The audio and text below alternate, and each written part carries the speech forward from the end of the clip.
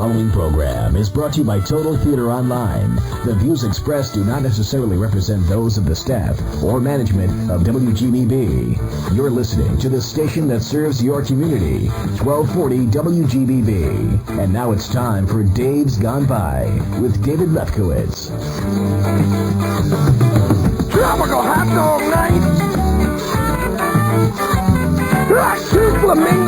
Good evening, everybody. Welcome to Dave's Gone By. Talk radio, interviews, comedy, music, and more, coming to you live every Sunday night from Merrick's own WGBB 1240 on your AM radio dial and via live streaming audio at WGBB.com. So if you're heading home in your car and passing the listening range, which depending on the weather can be 50 miles from here or 5 miles from here, you can still get the show. Just go in the house, boot up your computer, and in a minute or two, you can hear us coming through even louder and clearer than we do on the radio.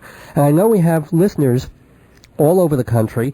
Not sure if we have an international contingent. That would be really impressive. So if you're listening to the show and you're not in America, you're in some big country like England or Italy or Australia, or if you're in some dinky, useless country like Hungary or Burkina Faso, let us know. We want to spread our goodwill to all these lesser third world nations that are too backward to do this kind of radio. Not their fault. We realize in most of these places, people don't have time for high-level entertainment. They're too busy swatting flies off their eyelids and praying for the next care package. But this show is all about love. It's about showing people, through humor, that we're all equal and on the same level, even those of us who are not. It's about reminding people that it's okay for America to be number one, but it's no shame for everyone else to be number two. And those who say we should mind our own business are almost right. We're minding our own businesses. There's a difference. China has remained isolationist, and look where it got them. Beijing now has so many face masks it looks like a Ranger game. Now, I'm probably not explaining this very well, but this song by a British captain in the RAF who moved to America and became a career officer in our own military. Now, this song, yes, it's a little rah-rah, a little chauvinistic in the original sense of the term. But it also explains why, when you're the policeman of the world, you have to gaffle a few Rodney Kings now and then. So I give you this classic field recording of Captain Eli Liflander serenading his pet schnauzer Voorhees with this charming war madrigal. Oh, Americans crave a tranquil life. We just want to live in peace. But the planet gives us war and strife, and it does not seem to cease. So we send our soldiers overseas to protect our global plan, to bring our enemies to their knees. We'll fight to the very last man, with a row-dow, row-diddle-dow, with a row-dow-diddle-I-dan. If Saddam Hussein wants to bitch and complain and to hide his poison gas, we'll bomb his fields and shall not yield till we kick some towel-head ass. After that, look out Afghanistan, 'cause we're coming back for more. For we bombed a slew of civilians there. No one cares if we kill a few more. With a row-dow, row-diddle-dow, with a row-diddle-I-door. All this fear and fright from the Yemenites is a game we will not play. We will torture and kill each terrorist. Where the hell is Yemen anyway? And if Saudi Arabia doesn't toe the line, we can bomb their palaces too. And we'll pick that Black Hawk up again from the streets of Mogadishu. With a row-dow, row-diddle-dow, with a row-dow-diddle-I-do. To fight fundamentalists in Iran, we must aid and strengthen the Kurds, disembowel the Sikhs, those heathen freaks, by dropping bombs like turds. Oh, the Hindus and the Pakis too, they will dance to Yankee jigs, for the only way to keep Indians free is to treat them just like nigs. With a row-dow, row-diddle-dow, with a row-dow-diddle-I-digs. We shall go to Northern Ireland to remove hostility. We'll hide strychnine in the Catholics' ale, cyanide in the Protestants' tea. If the Ruskies dare to pollute our air with threats of nuclear attack, We will give those worms some smallpox germs and the Chechen rebels anthrax. With a row-dow, row-diddle-dow, with a row-dow, diddle-I-dax. If the Chinese Hun won't leave Taiwan, we shall push them under the waves. We will strafe them all by the Beijing Wall, put fortune cookies on their graves. We shall visit North Korea next, and we'll blast those gooks to hell. Maybe this time we can push them back to the 35th parallel. With a row-dow, row-diddle-dow, with a row-dow, diddle-I-dell. We will stand in the sand of Palestine, show the Yids who's really boss, blow the head off any Arab kid with a stone he's planning to toss. Oh, the Ivory Coast will soon be toast when we force Gbagbo to retrench. Then we'll give all the rebels Pepsi and Coke just to thumb our nose at the French. With a row-dow, row-diddle-dow, with a row-dow, diddle-I-dench. When I see those hateful pacifists, how I hate to hear them whine, for they do not know how urgent it is to protect the bottom line. So if some young soldiers have to die for the good old USA, let them blow our enemies to the sky, for that's the American way. With a row-dow, row-diddle-dow, with a row-dow, diddle-hooray. With a row-dow, row-diddle-dow, with a row-dow, diddle-I-day. So yes, America's been taking some lumps in the world community, diplomats calling us arrogant and bullies just because we wanted to change the Middle East around a little. People across the sea marching and burning the American flag because, well, if there's no soccer game that day, what else do they have to do? But as soon as the Iraqi war was over, 6 whole weeks later, now they want to jump on the old Star-Spangled bandwagon and order up some of those oil fields. Now they want to be part of the coalition to keep Iraq democratic with freely elected leaders, so long as those leaders aren't Muslim.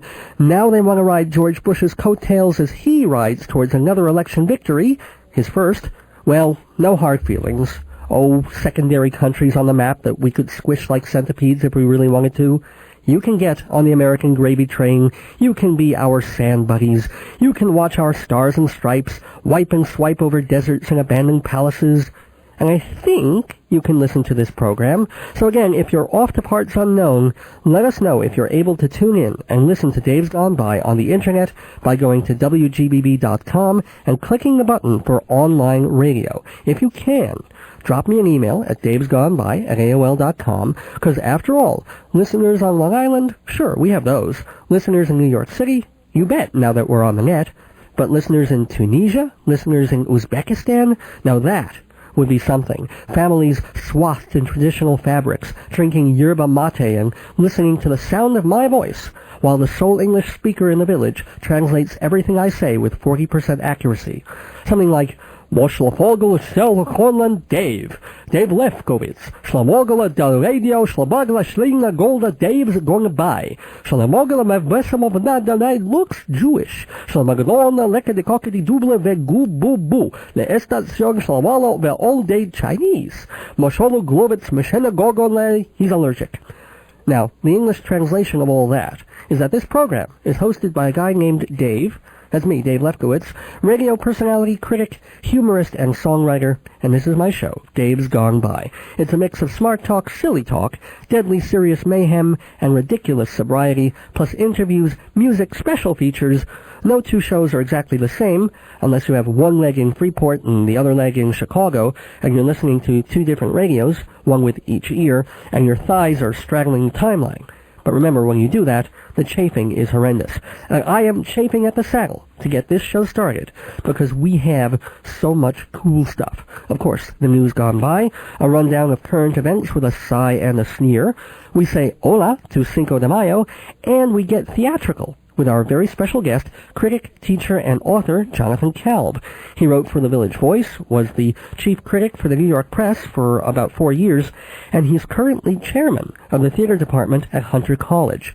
Limelight Editions has just published a compilation of his essays and reviews called, aptly enough, play-by-play. So we're going to hash out some of the issues he lays out in the book, and also talk more generally about the world of the stage. In fact, we'll even be giving away a copy of Play-by-Play. So get a pen and paper, jot down the phone number. Don't call yet. It'll be about 20 minutes from now, after the next segment, because you'll have to answer a question off the air. But then, be ready to call 516-955-1240. That's area code 516-955-1240. If you are the first caller at that time, you can win a copy of Play-by-Play, Theater Essays and Reviews by Jonathan Kalb. Now, if you're not into theater, you don't care about the giveaway, don't turn the dial, don't be scared off. We also have sports. In fact, we have a late-breaking score. Tampa Bay is leading Oakland 20-3 at the half in Super Bowl 37, taking place at San Diego's Qualcomm Stadium on January 26th. Looked like it was going to be a close game in the first quarter, as both the Raiders and the Bucks were knotted at 3, but a couple of interceptions took the wind out of Oakland early, and they're going to have to work hard in the second half to regroup and make it a game again. So again, it's the Raiders leading the Bucks 20-3 at halftime.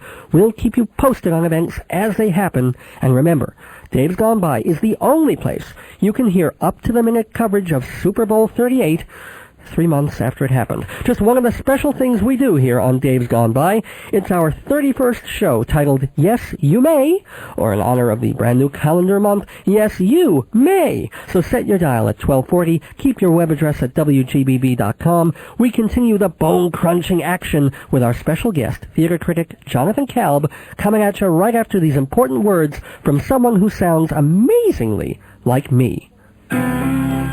Are you a member of the Rotary Club, the Hadassah, the Elks? Big deal. Why not join something really cool for a change? The Bystanders Club, the official Dave's Gone By fan club. Bystanders get a weekly special email, a bi-monthly newsletter devoted to the show, an autographed membership card eligible for discounts on show merchandise and local businesses, and a 1-hour best-of audio tape with gems from the show and maybe even stuff we couldn't put on the radio. It's still just $10 to join. For the newsletter, the email, the best-of audio tape, for the cost of 2 porno magazines, and not even good ones, you can show your support for Dave's Gone By. Just make a $10 check or money order payable to Total Theater and send it to Total Theater, Box 62, that's 62, Hewlett, New York 11557-0062. You can also join via PayPal. The email address, davesgoneby@aol.com, davesgoneby@aol.com. Welcome back to Dave's Gone By. It's 8:16 p.m. Time to talk theater. Time to get theatrical with my very special guest, Jonathan Kalb. He is chairman of the theater department at CUNY's Hunter College. He was also critic for the Village Voice and the New York Press, has written for the New York Times and American Theater Magazine. He is the author of Beckett in Performance and the Theater of Heiner Mueller, and he has a brand new book, Play-by-Play, Theater Essays and Reviews, 1993 to 2002, published by Limelight Editions. Jonathan Kalb, I want to welcome you to Dave's Gone By. Thank you. Hi, Jonathan. How you doing? How was your good weekend? Yes, thank you. Thank you for having me. You're most welcome. Now, I should explain that my first acquaintance with Jonathan was when I was writing for a theater website. I was doing news stories about the theater, and it was at the time when you had stopped writing for the New York Press because they had said that they didn't want theater in the paper anymore. They found it boring. It was just not to their taste because I guess it was kind of a right-wing publication. And I wanted to ask you a little bit about that whole story and how you came out of that experience, which was a bit shocking for you at the time. Well, I tell the story of New York Press in my book, so people who are really curious about it can read the whole dirty story if they like. I don't have rancor in my heart about being fired from a place that never had a lot of comfort about me being there in the first place. You know, I lasted 4 years at New York Press as a weekly columnist, and that was much more than twice as long as any of their other theater writers. The people who ran New York Press were not friendly to my kind of thinking, my kind of writing, and my kind of criticism, and I think that they were just curious in 1997 when I was first hired there. about how their readership, or what they perceived as their readership, would react to serious criticism. And at that time they had a really serious film critic too, Godfrey Cheshire, who was also fired around the time I was. And the paper was expanding, and they would have hired a good dance critic, a good television critic, if they could have found one. But when economic times got harder and the paper started shrinking, the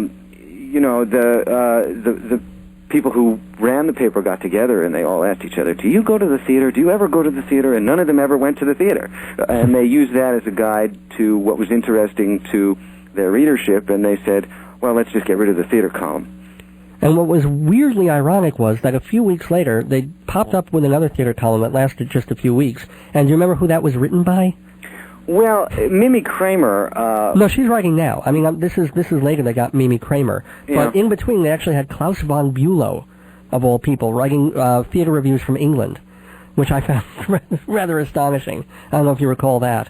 No, I don't, read New York press regularly. I didn't before I wrote for them, but, Mimi Kramer did come in after that, and she's been there on and off, I think, for a little while now. Yeah, well, Mimi's a perfectly respectable critic. She's also a friend of the former owner, and she wanted that job the whole time. And that's one way to look at it. I suppose that she just wanted the job, but they don't carry that much theater criticism. People who look at the paper more regularly have told me. I think that they were true to their word, that they just don't think theater's very important. Yeah. No, she's not in there every week. But what is kind of interesting is that before the New York Press, you were at the Village Voice. Yeah. Which, since it is a left-wing publication devoted very seriously to off Broadway, or at least when it had more money or room, it certainly was. And yet, even there, you did find it a little difficult to make your voice heard. Well, I have to be fair to the people at New York Press. I was never censored there. I wrote a lot of things that were very contrary to what they believed about the world, and I was never told not to write. Furthermore, I was given as much space as I wanted at New York Press. My column was 1,200 to 1,600 words, and it could run longer if I wanted. And at the Village Voice, when I first started there in 1987, what was called a full review was 700 to 800 words. By the time I stopped writing at The Voice in 97, a full review, what was called a full review, was 500 words. Mm-hmm. And they were writing these things called cameos, asking us to do cameo reviews called, which were 100 to 150 words.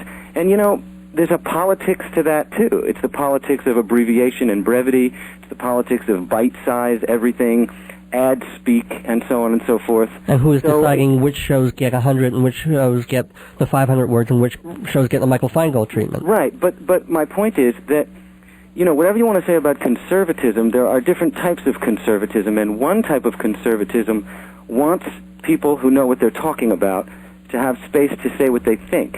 That's the good side of the right-wing attitude. As long as it lasted, I think it was a fine place to write in New York Press. I had only myself to blame, never the paper, if I didn't say anything perfectly, or if it didn't come out quite the way I wanted. Yeah, I never say that about The Voice. Yeah. Well, I will say for the New York Press that although sometimes I find their film critics unintelligible, they're real critics. I mean, still now. They may not have Cheshire, but they have Armand White and, I forget the other fellow's name, and they are given the room to expand rather seriously about film. Mm-hmm. I wanted to ask you now about the book Play by Play, which opens with a lecture that you gave at Barnard College and NYU about the state of theater criticism today. And, of course, not surprisingly, it's a mostly negative essay. If you could just get into that, why it's in such dire straits. Well, I think we live in a time when almost everything that presents itself as criticism is not real criticism. It's some sort of opinion mongering. It's crypto advertising masquerading as objective commentary. Just about everything that appears in print is designed to confuse the public about the difference between objective commentary and public relations. And it becomes harder and harder in our time to find a niche, a place for a real critical voice. Criticism requires an independent forum, and what we have more and more are print forums and media outlets that are controlled by the very companies that make the products, the entertainment products. And there was a time in the 1960s, 1950s when there were a lot of independent magazines and newspapers, and this didn't matter because there were a lot of there were a lot of people familiar with essay-like criticism about the various arts, and the various arts were seen as something you needed to know about if you were going to have aspirations to middle-class culture and so on and so forth. And all of that has changed now. You'll never find what you found in 1965, which was a Hollywood producer wanting to know what an intellectual critic really thought about a movie. They couldn't care less today because they can control the voices people read and people hear. We live in the era of what film people call the blurb whore, people who are paid to say flattering things. There's very, very few independent places to write, and so criticism itself gets squeezed out.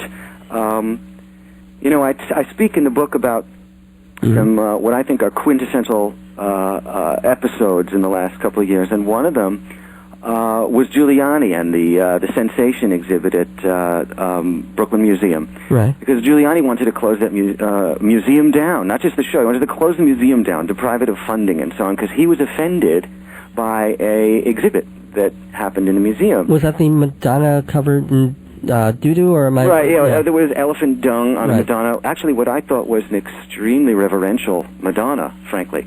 But he never saw the show. Right. And yet, I think, even though he never closed the show down and the museum down, that he won the fight. And the reason he won the fight is because he got everybody from the left, from the middle, from the right, to agree with his premise, which is that everyone's opinion of artworks, complex artworks, should be respected as long as he claims to be offended, no matter how ignorant that person is. That's the anti-critical ethos right there. It's that everyone's a critic. Hey, isn't everyone a critic? You know? And right there you have a little capsule of the attitude of our time, which is that people who are informed, people who know a little bit more, are seen as people to marginalize, people not to take seriously.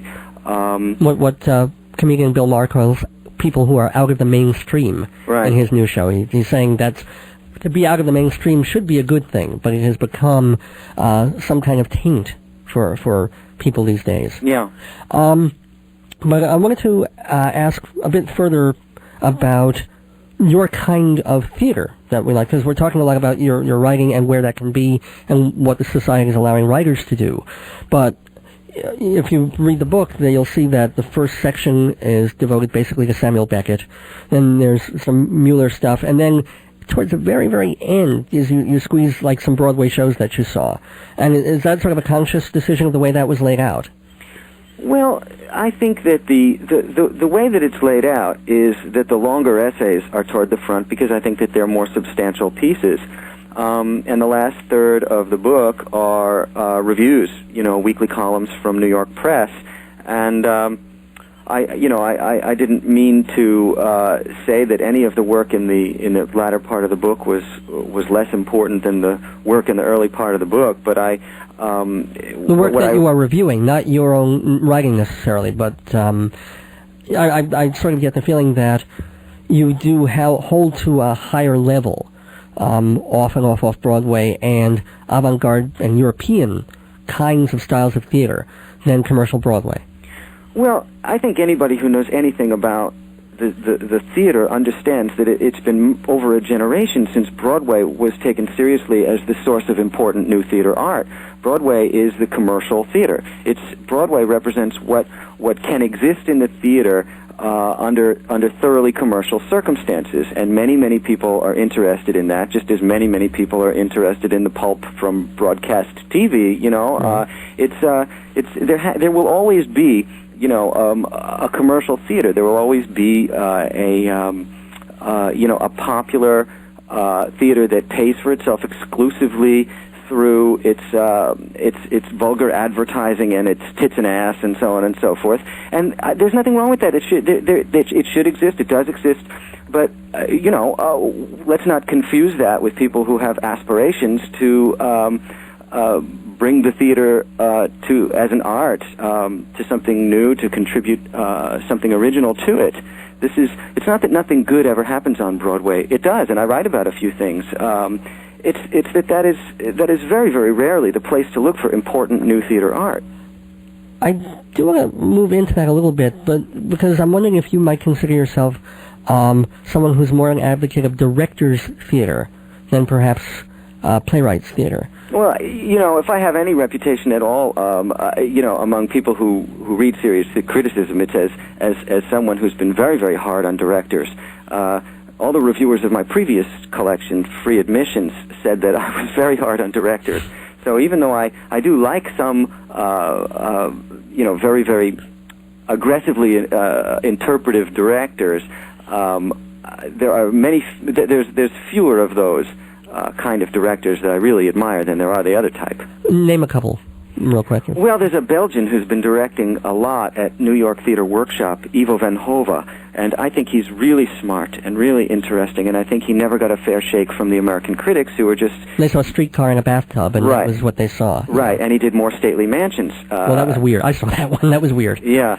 I think he's very, very intelligent, and that those plays in particular were ripe for, they're being exploded. They're American classics. They were ripe for being exploded by somebody who saw them from a totally different point of view. And I think people have a right to try things even if they fall on their face. I always thought Samuel Beckett, whom I revere, was wrong for trying to stop people from trying new things with his texts. Can I ask really quick, and as the last question, as usual, I left like 15 minutes for this interview, and I should have left a half hour, but because it just flown by. But why Beckett? Why is Beckett so important to you? Oh, my goodness, where to start? In a minute or less. Beckett is the indispensable playwright of this era. He straddles the modern and the postmodern. He straddles the print culture and media culture. People don't know that Beckett wrote plays for television and radio and a film. He's the playwright who has left us with the most severe challenges to what we assume to be important in theater art, and has made us think again about presence, live presence, in a time when we are thinking almost exclusively about virtuality and virtual presence. It's the indispensable oof in the modern canon.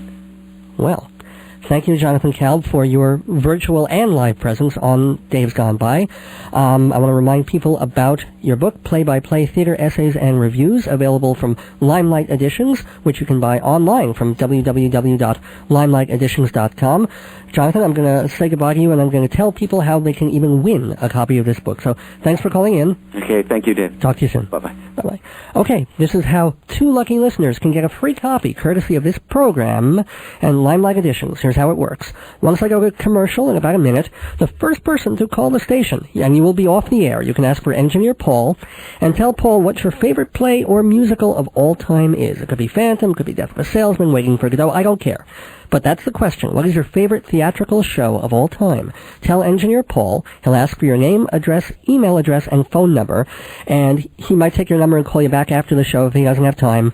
Or he'll get all the information and we'll mail that first caller a copy of Play-by-Play. Now, our phone number is 516-955-1240. 516-955-1240. Once we get the first winner, we still have one more copy to give away, so keep calling. The second book will go into a random drawing of people who call by the end of the show or email me. So if you're in a car or somewhere you don't have a phone, no biggie. Send me an email, your name, address, and phone number, and your favorite play or musical. Email davesgoneby@aol.com, easy to remember. And you send it by 12:01 a.m. Wednesday morning, May 7th, 51 hours from now. davesgoneby@aol.com. Now we'll pick one random winner from both the calls and the emails. So call 516-955-1240 by the end of the show, or email me at davesgoneby@aol.com over the next 2 days. and you can also win a copy of Play-by-Play. Now, the prize recipient must be 21 years of age or older, must not be a close relative of me or anyone working at WGBB, and you cannot have won a prize from this radio station in the past 90 days. So everyone else, email or call 516-955-1240. The contest begins now. We'll be back when the news gone by in just 1 minute. Broadway, off-Broadway, cabaret. These are magical words conjuring up a universe of great entertainment. If you want to know everything about what's happening on the stages of New York, you need to get Performing Arts Insider magazine. For 60 years, Performing Arts Insider has been a Bible of the industry. It tells you when shows are opening and closing, what they're about, who's in it, designers, writers, composers, contacts for producers and managers, box office info, parental guides, everything you need to know if you care about theater, opera, and dance too. As the chief editor of Backstage put it, Performing Arts Insider is who, what, where, and when, all the facts at your fingertips. For more information, how to subscribe or get a sample issue, call 516-295-1511 or go to www.totaltheater.com and click on Performing Arts Insider. Welcome back to Dave's Gone By. It's 8:35 p.m. and time for the news gone by. A look at events of the past week from a peacekeeping perspective. In post-war, pre-peace news, American soldiers are trying to restore order and a semblance of everyday life in Iraq now that Saddam Hussein has been kicked out of power and his base of operations blown to bits. The idea is for the next regime there to follow America's lead in creating a democracy where freedom of speech and the right to dissent is both permitted and encouraged. In related news, an anti-U.S. protest by Iraqis got out of hand, so American soldiers shot 14 civilians and wounded 75 others. Said one American soldier off the record, quote, "They really don't like us." Said one Iraqi civilian off the record, "They think this was bad. Wait till we bring bazookas to the Columbus Day Parade." Also in the Middle East, the Palestinians have a new prime minister, Mahmoud Abbas, superseding longtime chairman Yasser Arafat.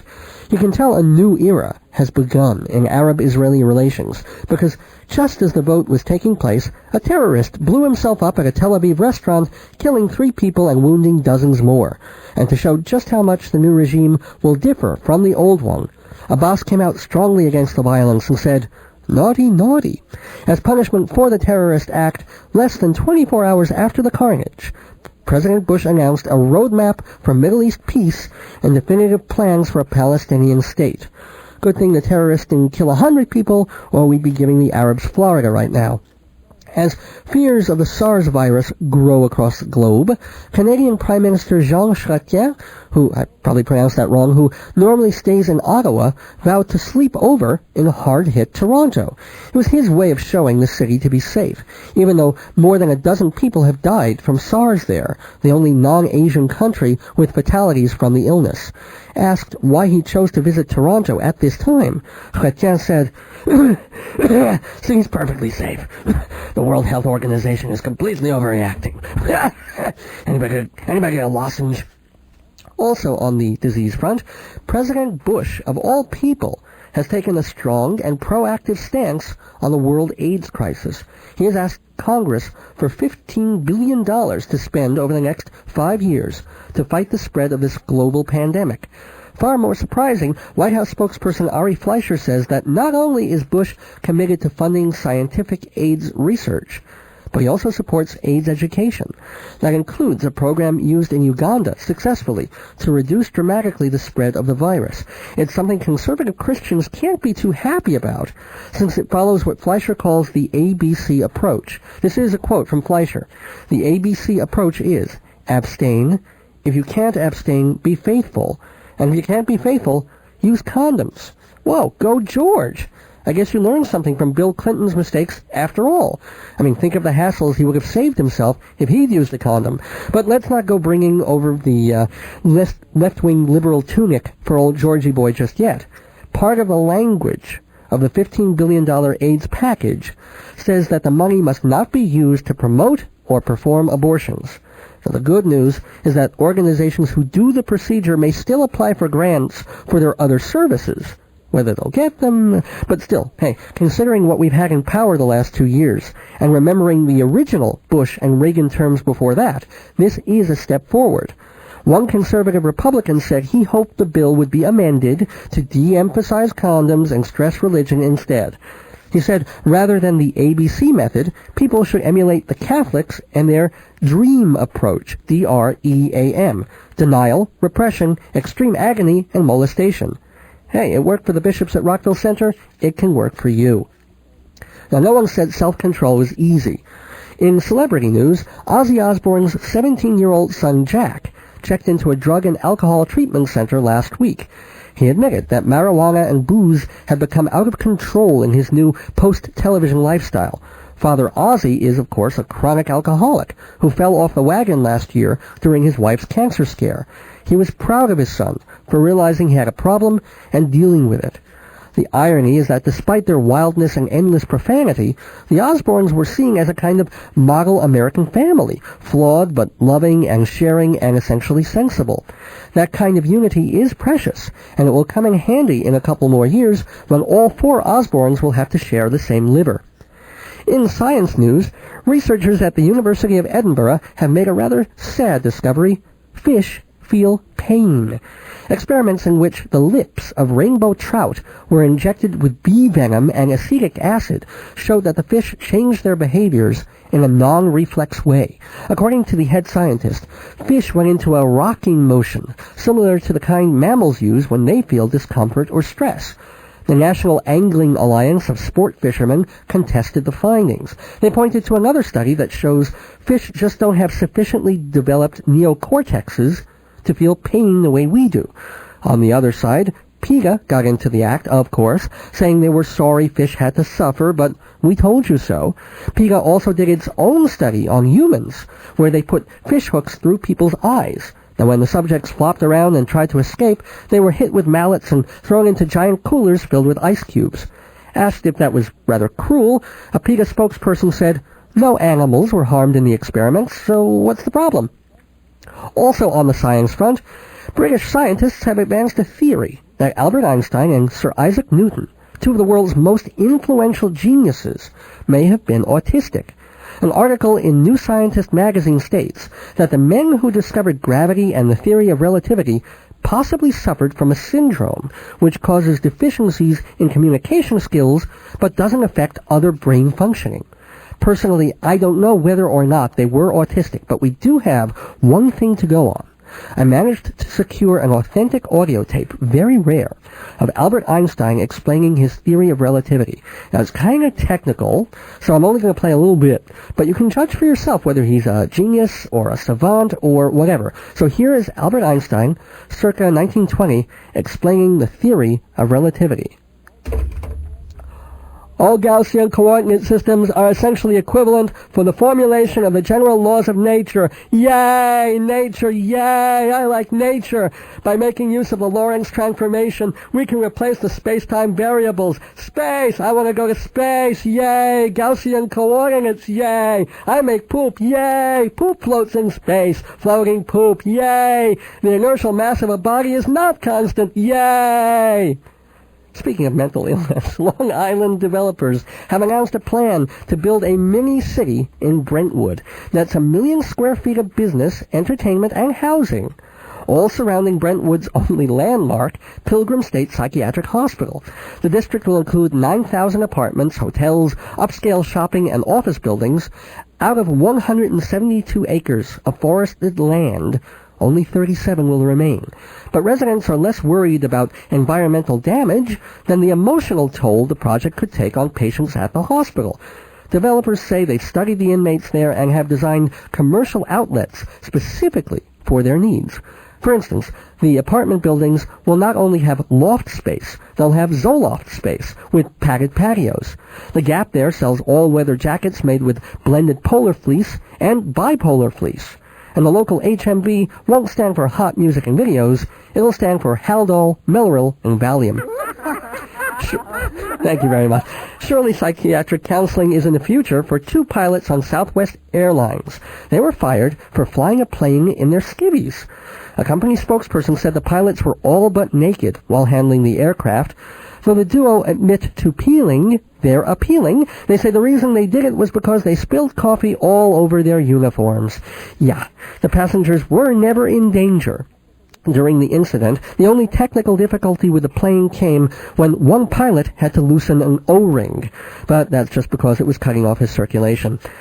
In local news, rapper Freeky Zeeky might consider changing his name to Fender Bender, as he's recovering from injuries stemming from a car accident last week. He was a passenger in a white Jeep Cherokee that got sideswiped by a sedan late at night in Chelsea. According to the Daily News, after the minor accident, the occupants of both vehicles got out of their cars and decided to settle things. Now, since all the people involved were either from Harlem or Hempstead, they didn't exchange driver's licenses. They exchanged gunfire.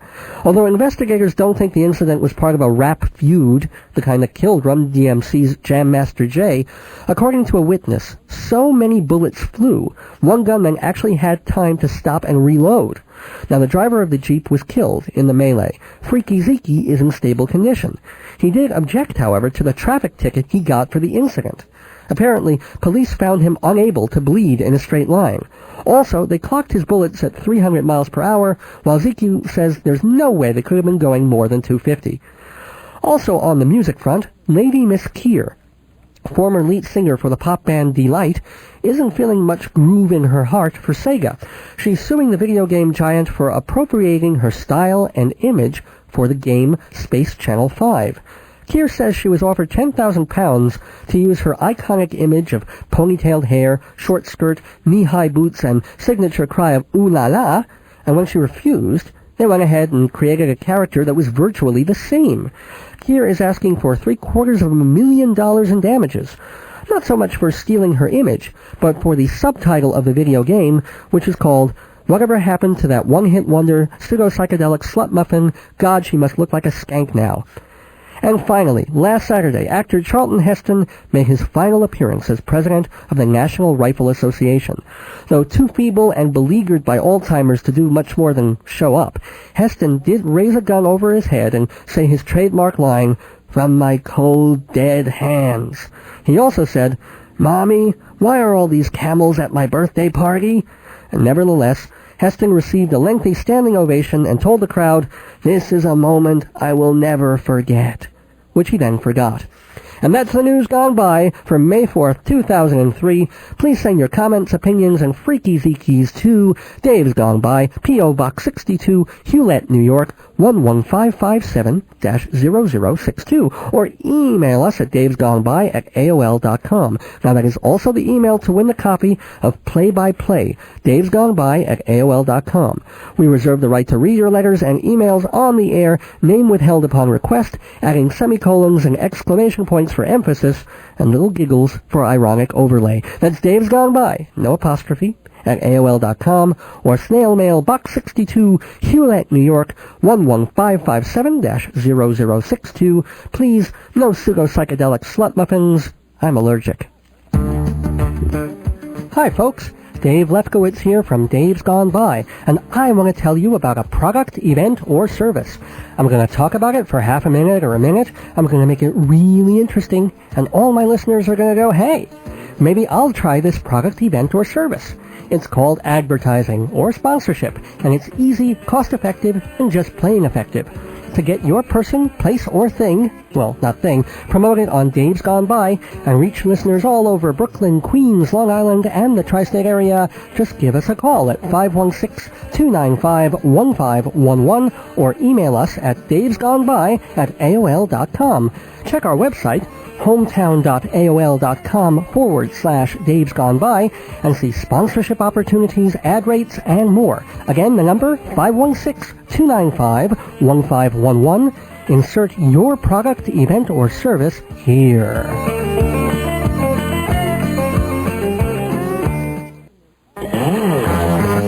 In an ideal world, Dave's Gone By would play all weekend long, but I need my beauty sleep. that you turn WGBB off when I'm not on? No way. There's a bunch of other shows you should listen to, like Long Island's Dating, an advice program for singles hosted by Bonnie D. Graham, kicking off the weekend Friday nights at 6. Or Joe Salzone Live, politics and current events from a conservative but open-minded perspective, Saturday nights at 7:30. And Entertainment Long Island, an hour of laid-back humor and interviews hosted by Don Lewis, with live music from Eddie Hogg and the boys. Don's show is on right before mine, Sunday nights at 7.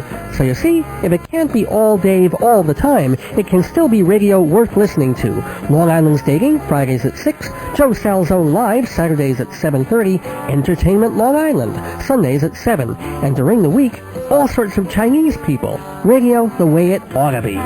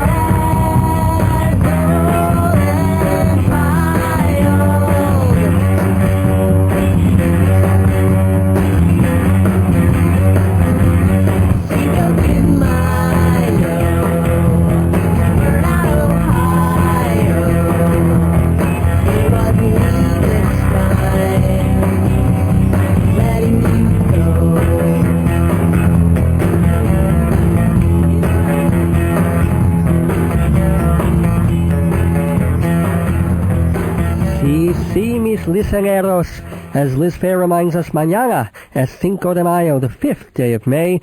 It is not Mexican Independence Day. It is a holiday commemorating the morning in 1862 when Mexico said enough to European colonization. After Spain and England left Mexico, Napoleon kept the French army there, complete with the most modern weapons and equipment available at that time. And what did Mexico have? Precious little. They'd just been through the Mexican-American War and also a civil war. But at the Battle of Puebla, the French made a tactical mistake. No wonder they're anti-war. They've never been any good at it. At this battle, they were routed by the Mexican army under General Zaragoza and cavalry leader Porfirio Diaz. It was a huge victory, not just for Mexico, but for the northern part of the United States, since Napoleon had been helping the Confederacy during the Civil War. Speculation is that Bonaparte wanted Mexico not so much to expand the French Empire as to keep the U.S. from growing too powerful. Ironically, after the Battle of Puebla, Napoleon got smarter and sent 30,000 soldiers to Mexico City. So France stayed in Mexico until 1867, and it was the United States, through military and political help, that finally pushed them out. It's understandable, then, why Cinco de Mayo is a big deal in the town of Puebla, but not in the rest of Mexico. It's more of a party day for Chicanos here, an excuse to eat Mexican food, have a colorful parade, and drink Coronas until your brain cells devaluate faster than a peso. San Diego seems to have the biggest celebration. One website says, quote, "You can listen to the mariachis, watch the senoritas whirl, and inhale the delectable aroma of sizzling tacos al carbon at San Diego Historic Park. There's a Mexican hat dance contest, performances by the children of the Hispanic Mexican Ballet, Aztec dancers, marimba concerts, and the salsa of Benny Holman's Caliente Brass." Oh yeah, that sounds authentic. Buenos días, señores y señoras. Bienvenido al parque. Yo soy Benny Holman. I'm sorry, it just doesn't go. It's like hearing, "Hola, welcome to Cinco de Mayo. I am your mariachi band leader, Irving Schusselman." Anyway, the San Diego celebration also features a ride in a vintage Wells Fargo stagecoach and a reenactment of the Battle of Puebla, complete with, well, I don't know, death, I guess. Lots of dead French people, which will likely be pretty popular during the current national mindset. I wonder if the day George Bush declares the Iraqi war officially over will become a holiday too. Or maybe people will celebrate the first day of the war, when we lobbed over 1 or 2 missiles to target Saddam Hussein and his closest advisors. Call it Shock and Awe Day. Everybody celebrates by eating a falafel and getting a 3% discount at the local gas station. And after everybody gets gas, they have a party. A bath party, after which they all run to the toilet and take a Shiite. Yes, that's the comedy bell, signaling the Dave's Gone By Bad Pun of the Week, brought to you as a public certainty by the Dave's Gone By radio show. Every week we make a pun so awful, so obvious, so word-weary, we should be ashamed of ourselves. But we're not! If we were, could I do this? No way, Jose. I ring that bell as a source of pride and also as a totally blatant pitch for advertising, because you can sponsor the bad pun of the week. Yes, you, usted, tú, or dare I say, vosotros. You can bring publicity to your product, your service, your company, and you can have brand identity by linking it to an infantile piece of comedy signaled by the ringing of the comedy bell. It's easy, it's cheap, dirt cheap, tierra cheap. So call 516-295-1511 and ask about sponsoring the Dave's Gone By Bad Pun of the Week. 516-295-1511, Yoko Uno, 516-295-1511, or email davesgoneby@aol.com. And remember, we're on the radio and streaming on the internet, so you can reach listeners all over Long Island and New York City and across Los Estados Unidos. Comprende? So what it means is, by 11 de Mayo, you could be hearing your company name, your fabuloso product, on this very program. That's 516-295-1511, or email davesgoneby@aol.com to sponsor the Dave's Gone By Bad Pun of the Week. Well, mis amigos, how tiempo flies. Before we vamoose, we do have time for a Super Bowl update. Beginning of the third quarter, a drive from middle of the field, capped by a short touchdown pass, has put Tampa Bay up 27-3 over the Raiders. It ain't looking good for Oakland, but we'll have more updates for you next week, because anyone can bring you today's baseball scores, but only here do you get to relive the glories of Super Bowl 37 for absolutely no reason whatsoever. Just part of what makes doing this show so satisfying week after 31 weeks. My thanks this week going out to station manager Joey, engineer Paul, my wife Joyce, who nursed me back to health from sore throatville, what a sweetie, and big special thanks to my guest Jonathan Kalb. Buy his book, Play by Play, published by Limelight Editions. We gave away a copy to a lucky caller earlier. Not taking any more phone calls tonight, but you can still email me to win a copy. We have to receive your email no later than 12:01 a.m. Wednesday morning, May 7th, so you have 2 days to email Dave's Gone By with your name, address, phone number, and favorite play or musical. At random, one winner will get a copy of Jonathan Kalb's Play-by-Play, published by Limelight Editions. If you don't win, go to limelighteditions.com and order the book right online. It's a handsome trade paperback and a good gift for someone artsy in your life. As long as you're in the mood for spending money, why not show how much you love this program by becoming a member of the Bystanders Club? Just $10 via check, money order, on or online via PayPal. You can go to our website, hometown.aol.com/Dave's Gone By for the information. If you forget the URL, just Google search Dave's Gone By, and we're right up top. So I want to just tell everybody to check out what else is on WGBB this week during the other 167 hours when I'm not on. There's On the Edge with Iz Crespo, 6:30 Sundays. Political talk on Joe Salzone Live, Saturdays at 7:30. Entertainment Long Island with Don Lewis, 7 o'clock on Sundays, right before this program. And Friday nights at 6, it's Long Island's Dating with Bonnie D. Graham. Oh, and stay tuned from 10 to midnight for rap and hip-hop on Real Time Radio. So many plugs, so little time, this might as well be Hair Club for Men. But alas, it's time for me to wig out of here. Oh, God. Not even worth a bad pun. I'll be back next Sunday night, May 11th, Mother's Day, 8 p.m. on WGBB-AM 1240 and live streaming on the net at WGBB.com. Until then, don't miss your days going by. This is Dave Lefkowitz. Good night. Keep the Cinco, hold the Mayo, and gone by.